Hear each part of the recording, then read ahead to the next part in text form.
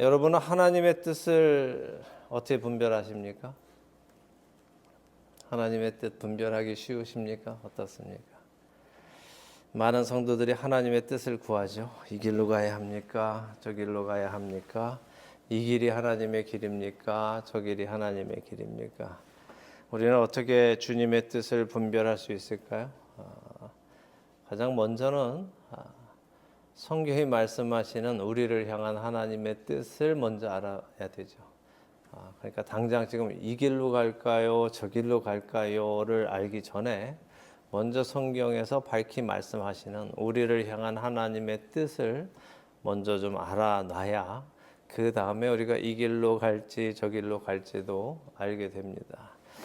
성경이 말씀하시는 하나님의 뜻은 무엇일까요? 몇 가지만, 많이 있지만 그 중에 몇 가지만 여러분과 나누려고 합니다. 먼저 누가복음 7장 30절을 한번 보시기 바랍니다.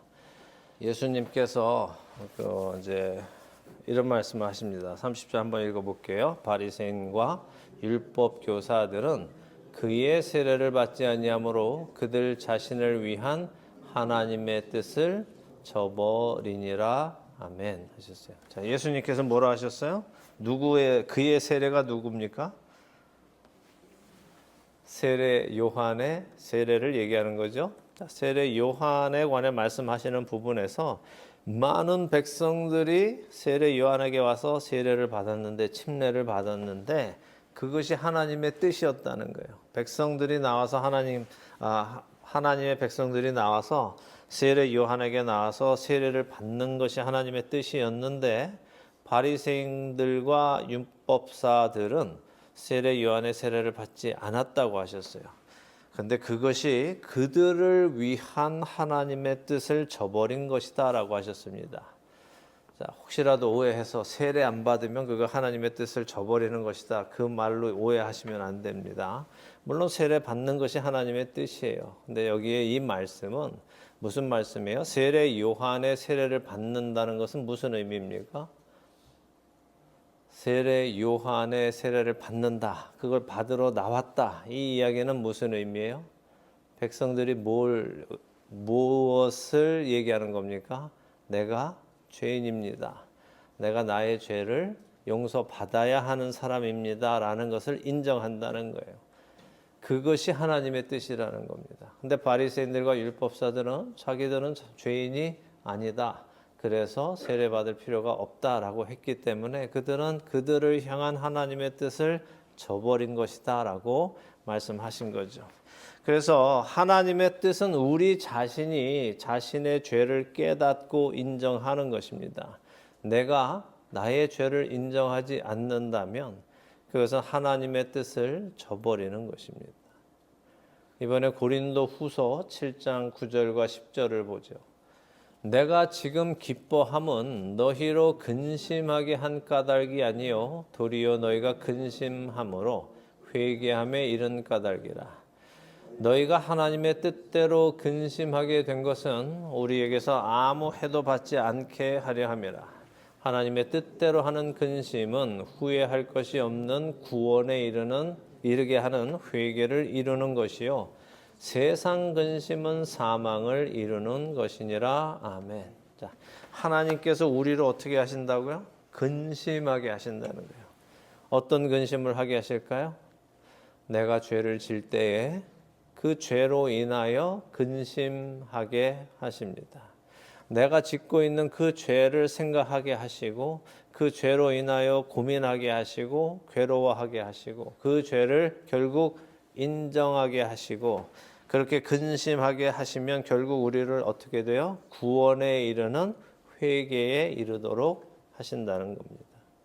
다시 말해 하나님의 뜻은 우리가 죄 속에 있을 때에 그 죄에 대해 생각하게 하시고 회개하게 하신다는 것입니다. 자, 이번에는 데살로니가전서 4장 3절로 가보겠습니다. 제가 자주 인용하는 구절입니다. 데살로니가전서 4장 3절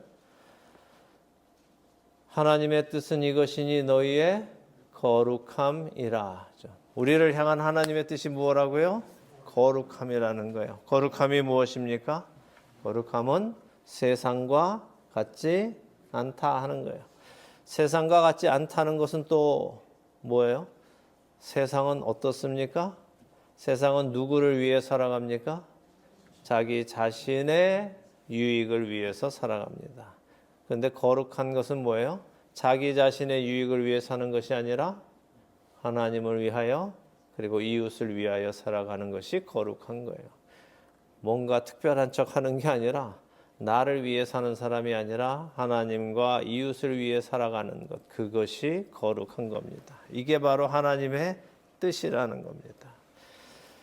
자, 같은 데살로니가전서 5장 16절에서 18절에도 하나님의 뜻이 있습니다. 여러분 잘 아시는 구절이죠. 항상 기뻐하라, 쉬지 말고 기도하라, 범사에 감사하라. 이것이 그리스도 예수 안에서 너희를 향하신 하나님의 뜻이니라. 아멘. 자, 하나님의 뜻이 뭐라고요? 항상 기뻐하고, 항상 쉬지 말고 기도하고 범사에 감사하라 하는 말씀이에요. 자, 근데 항상 기뻐하라 무슨 말씀이에요? 어떻게 항상 기뻐할 수 있습니까? 항상 하고 다닙니까? 항상 웃으면서 다니라는 말씀이에요. 무슨 일이 있어도 항상 기뻐하라 하는 말씀은 상황과 상관없이 기뻐하라는 말씀이죠. 그럼 어떻게 우리는 상황과 상관없이 기뻐할 수 있습니까? 상황은 좋지 않은데 어떻게 기뻐할 수 있어요? 내가 하나님의 자녀이고 하나님이 나의 하나님이시며 나의 하늘 아버지이시라는 것 때문에 우리는 기뻐할 수 있다는 거예요. 상황이 어떻든 그것은 상관이 없어요. 왜냐하면 이 관계는 변하지 않기 때문에 그분이 나의 하나님이시고 그분이 나의 아버지이시라는 이 관계는 변하지 않기 때문에 이 상황이 어떤 상황이 온다 하더라도 나는 기뻐할 수 있는 거예요. 왜냐하면 나는 사망에서 생명으로 옮겨진 자이기 때문에 나는 하나님의 진노 아래에 있는 자가 아니라 하나님의 은혜 안에 있는 자이기 때문에 이 상황이 어떻다 하더라도 이것은 항상 기쁜 겁니다. 우리가 지난 목요일에도 얘기했지만 꼭 돈에 갖다 붙여야 이게 확 와닿죠. 그죠? 여러분이 로또에 당첨돼서 1등에 당첨돼서 그 돈을 찾으러 갈 때는 상황이 어렵다고 힘들어 하세요? 안 해요? 트래픽이 좀 심하다고 해서 포기하실 겁니까? 가다가 누구랑 싸움 붙었다고 해서 집으로 무서워서 못 가겠어. 돈 로또 당첨금 못 포기해야지 하시겠냐고요. 안 하시잖아요. 그죠? 그 어떤 어려움이 있더라도 가서 반드시 당첨금을 수령하기 위해서 가실 거란 말입니다. 근데 이거는 로또 당첨금과는 비교할 수도 없는 세상 모든 것의 만물의 주인이신 그분이 우리를 부르시고 그것을 우리에게 유업으로 주시겠다고 하시니 이것을 모르니까 그 길을 못 가는 거지 그것을 안다면 우리는 이 길을 항상 기뻐하며 어렵다고 해서 포기하지 않고 가게 되어 있는 것입니다. 자, 쉬지 말고 기도하라 라는 말씀은 어떻습니까? 어떻게 사람이 쉬지 않고 기도할 수 있어요? 하루 종일 기도만 하라는 겁니까? 24시간 기도만 해야 돼요? 자면서는 어떻게 해요? 자면서도 중얼중얼 계속 기도해야 됩니까? 아니죠. 그런 말씀이 아니라 항상 기도하라, 쉬지 말고 기도하라 라는 것은 내가 하나님과 항상 연결되어 있어라 하는 말씀이에요. 조금 더 자세히 말씀드리자면 예수님께서 요한복음 15장에서 말씀하신 것처럼 나는 포도나무고 너희는 가지니까 항상 내 안에 있어라 그 말씀이에요. 우리가 항상 그분께 붙어 있으면 그분의 뜻을 구하게 되고 그분의 뜻을 행하게 됩니다. 마지막으로 범사에 감사하라고 하시죠. 모든 일에 감사하라는 말씀인데 제가 추수 감사절에 설교에서 말씀드렸어요. 어떻게 사람이 모든 일에 감사할 수 있습니까? 모든 일에 감사하기 위해서는 앞에 두 가지 조건이 충족돼야 된다고 말씀드렸어요. 모든 일에 감사하는 것은 우리 사람들이 세상에서 생각하듯이 그렇게 하는 게 아니란 말이에요. 아이고 교통사고 났는데 팔 하나만 부러진 게 다행이네. 감사하자. 2개 부러진 것보다 낫지. 이렇게 감사하는 게 아니란 말입니다. 항상 감사하라는 것은 뭐예요? 뭐 아담과 하와가 선악과 따먹고 항상 감사할 수 있습니까? 다윗이 밧세바 목욕하는 걸 보고 그녀와 간음하고 그의 남편을 죽이면서 범사에 감사할 수 있어요? 항상 감사할 수 있습니까? 하나님 딱 그 시간에 나가서 보게 해주셔서 감사합니다. 이렇게 할 수 없지 않습니까? 하나님 내가 왕이 되게 해주셔서 내가 원하는 여성을 데려다가 동침할 수 있게 해주시니 감사합니다라고 할 수 없단 말이에요. 그 범사에 감사하라라는 말씀은 그런 말씀이 아니죠. 하나님이 나의 하나님 되신 것을 기뻐하지 않고 그분과 연결되어 있지 않는 상태에서는 범사에 감사할 수 없어요. 그래서 먼저 선제 조건이 무엇이냐? 내가 하나님의 자녀가 된 것을 기뻐하고 그 기뻐하는 중에 하나님과 연결되고 하나님 안에 들어가 있을 때 일어나는 모든 일을 감사할 수 있는 것입니다. 하나님 안에 살아가는 자는 그 모든 일에 감사할 수 있는 것입니다. 그래서 사도 바울의 고백처럼 내가 내게 능력 주시는 자 안에서 모든 것을 할 수 있다라고 고백할 수 있는 겁니다. 자, 이 정도만 정리를 해보겠습니다. 성경에서 말씀하시는 하나님의 뜻이 많지만 그 중에 몇 가지만 제가 여러분들과 나눴는데 첫째는 뭐예요? 자신의 죄를 깨닫고 돌이키는 겁니다. 그리고 자신을 위해 살지 않고 거룩함을 지키며 살아가는 것입니다. 그리고 하나님의 자녀로 새 생명을 얻은 것을 기뻐하고 하나님과 항상 동행하고 모든 일에 감사하는 자가 되는 것이 우리를 향한 하나님의 뜻입니다.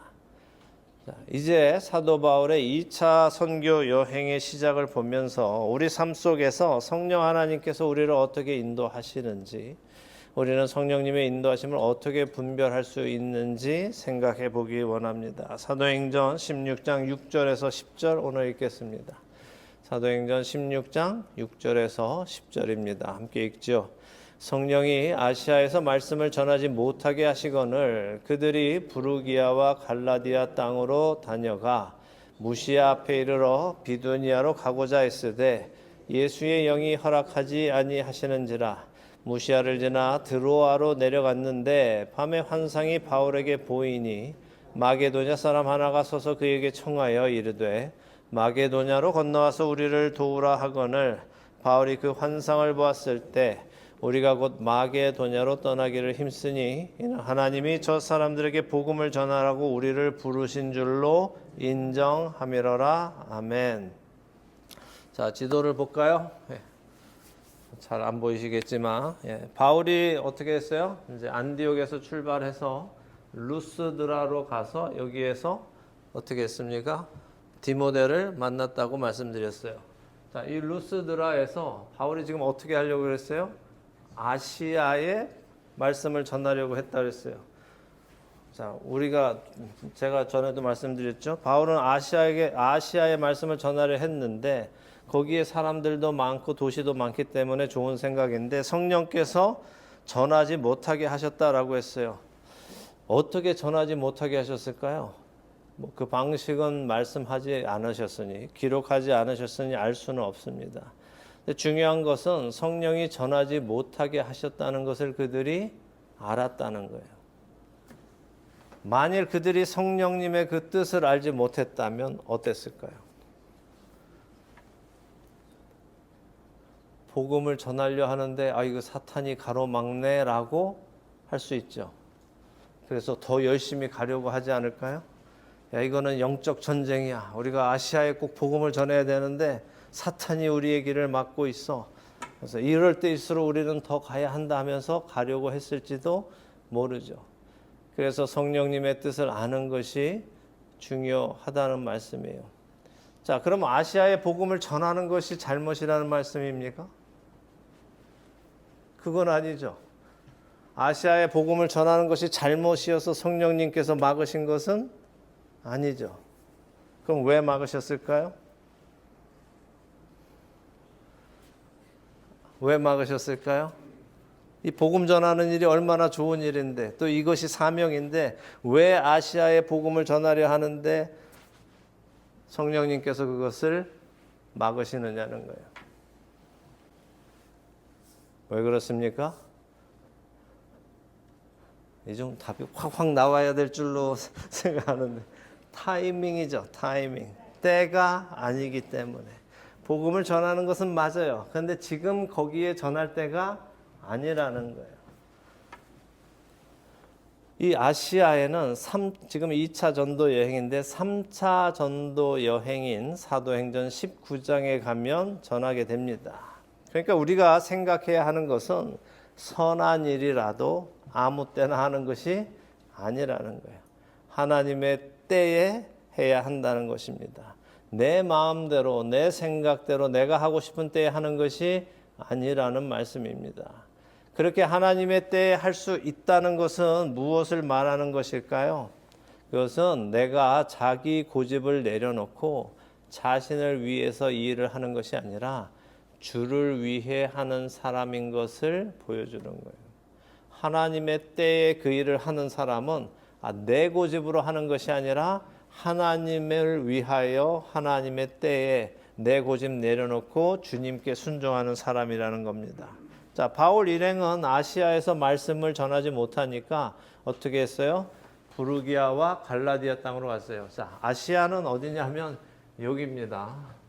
우리가 흔히 생각하는 저쪽 아시아가 아니라 이쪽입니다. 그러니까 오히려 지금 여기 예루살렘인데 예루살렘에서 보면 아시아는 동쪽이 아니라 서쪽인 거예요. 서북쪽이 아시아입니다. 이 아시아가 있죠. 근데 말씀을 못 전하게 하니까 부르기아와 이쪽 안디오, 루가오니아 이쪽으로 갔어요. 근데 여기서도 또 안 되니까 어떻게 해요? 비두니아 쪽으로 가보려고 했는데 거기서도 어떻게 됐습니까? 거긴 뭐라고 되어 있어요? 예수의 영이 허락하지 않으셨다 했어요. 자, 아시아에서 말씀을 전하려고 했더니 그걸 막은 것은 누구였다? 성령님이셨다. 그런데 지금 비두니아의 말씀을 전하려고 할 때는 누가 막으셨다?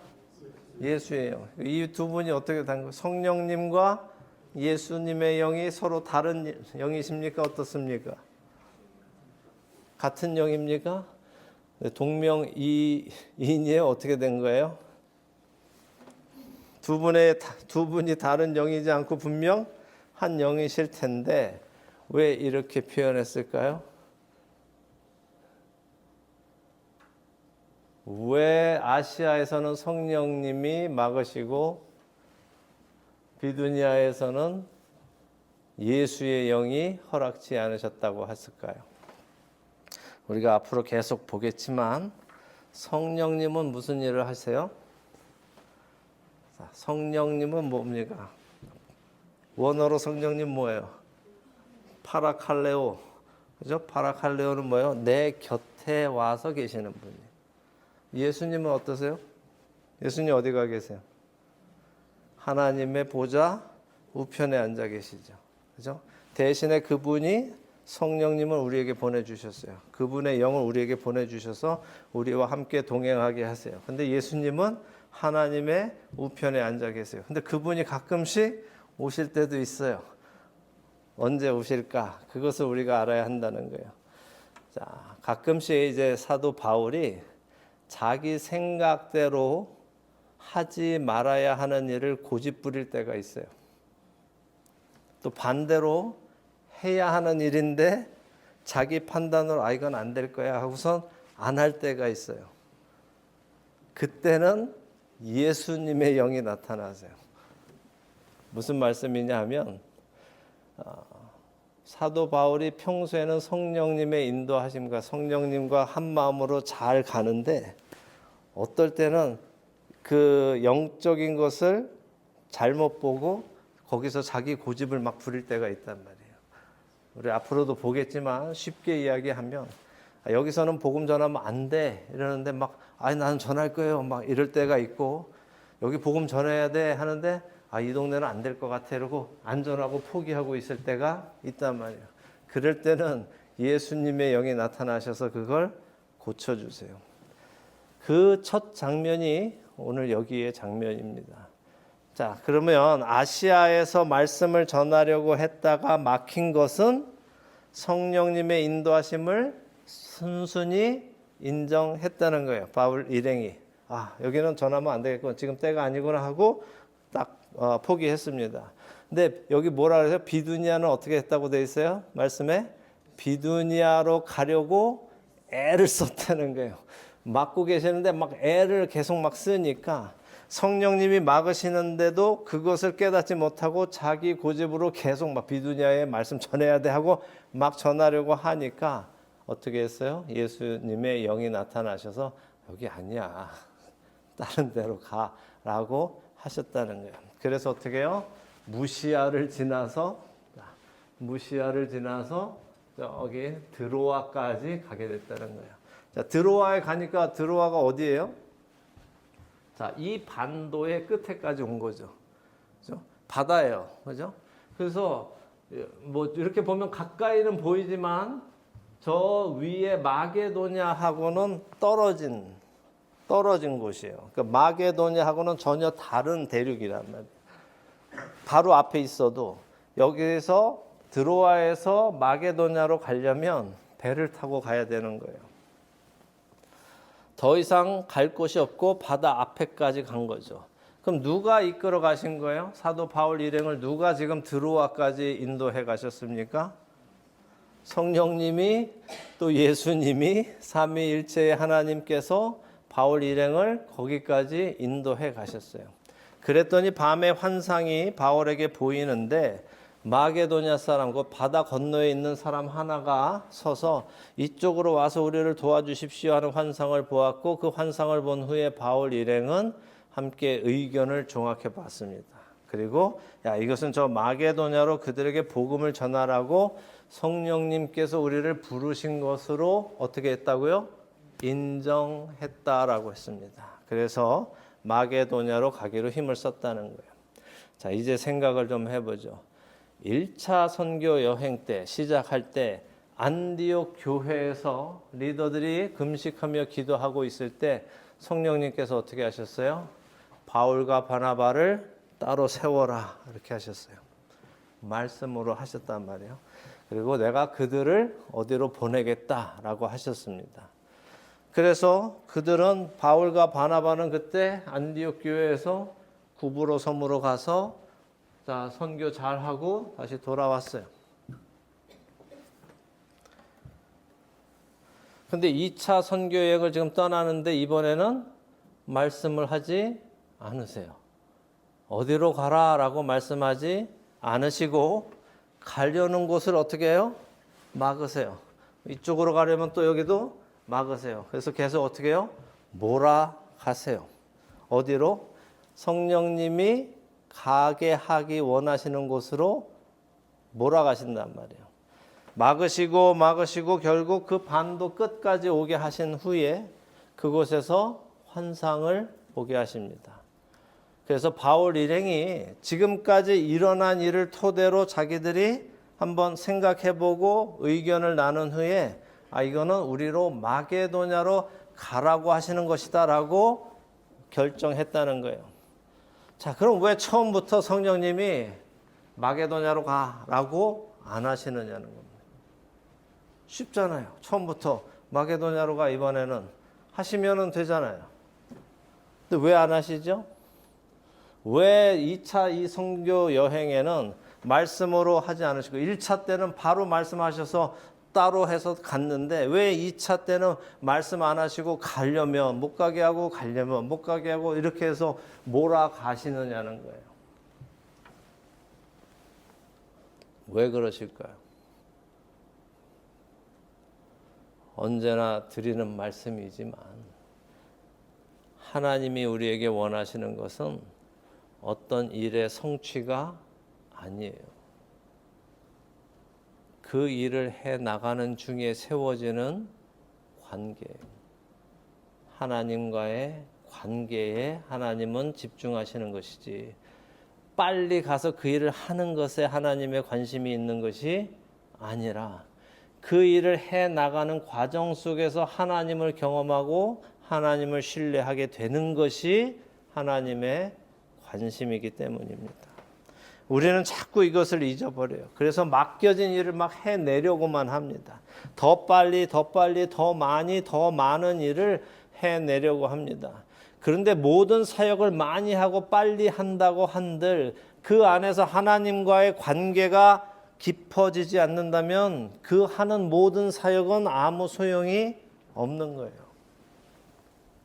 왜 많은 사역자들이 사역을 많이 한 후에 허탈감을 느낄까요?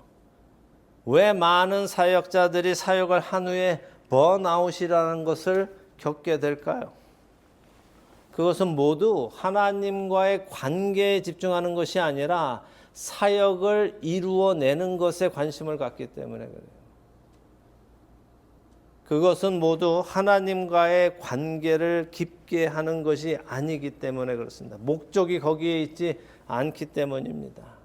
우리는 하나님으로부터 구원의 초청을 받고 그 구원의 길을 출발하면 성화라는 과정을 겪습니다. 성화의 과정이란 내가 거룩해져 가는 과정이에요. 근데 그건 그냥 가만히 있으면 거룩해지는 것이 아니라 내가 그동안 살아왔던 세상의 가치관들을 하나하나 내려놓고 하나님 나라의 가치관으로 하나하나 다시 세워가는 과정입니다. 그 과정 속에서 우리는 때로는 먼 길을 돌아가야 하기도 하고 때로는 내 고집으로 무엇을 하려 하다가 막힘을 받기도 하고 때로는 나의 잘못된 선택으로 인하여 쓴 열매를 먹기도 합니다. 그래서 막힘을 받고 고민도 하게 되고 어디로 가야 하는지 막막한 현실을 만나게도 되죠. 그런데 이 모든 과정에서 하나님은 우리를 떠나지 않으신다는 거예요. 그리고 우리를 여전히 인도하시는 거예요. 말씀은 안 하셔도 우리의 문을 닫고 우리의 길을 막으시고 하나님이 원하시는 그 길로 가도록 계속해서 인도해 가신다는 겁니다. 우리로 하나님을 경험하게 하시고 하나님과의 관계를 세워가십니다. 그래서 우리로 하나님을 더욱 신뢰하는 사람이 되게 하시는 거예요. 이것이 하나님의 목적입니다. 갈 바를 알지 못하던 아브라함이 떠나서 모리아산에서 그 아들을 아무런 의심 없이 하나님을 신뢰하며 이삭을 번제로 드릴 수 있는 자로 만들어 가신 것이 성화의 과정입니다. 여기 사도행전에서는 바울을 지금 부르셨어요. 그리고 그 바울을 성화의 과정으로 부르신 거예요. 그가 주님과 깊은 관계를 맺게 하시고 그래서 결국 그 사도 바울이 예수 그리스도를 위하여 기꺼이 자기 목숨을 내어드릴 수 있는 사람으로 만들어 가시는 과정 속에 있는 것입니다. 우리는 자꾸 사역을 어디 가서 했는가, 사역을 어디 가서 했는가, 교회를 어디 가서 세웠는가 이거에 관심을 가지지만 하나님의 관심은 이 사도 바울을 성화시켜서 그가 그리스도를 위하여 너끈히 목숨을 내어드리는 자로 만들어 가시는 것에 관심이 있기 때문에 이 모든 일을 해 나가시는 거예요. 만일 하나님의 관심이 어디에 교회를 세우는 거에 있다면 그냥 거기 가라, 마게도냐로 가, 거기 가서 세워라고 하시면 돼요.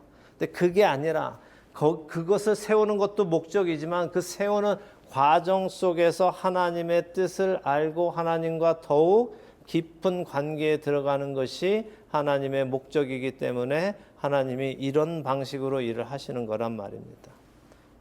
자, 그렇다면 우리는 어때요? 마찬가지죠. 우리도 이 성화의 과정을 가고 있습니다. 그러니까 무언가 이루려고 관심 두지 마시고 여러분의 관심이 어디에 있어야 돼요? 내가 하나님과 더 깊은 관계로 들어가고 있는가?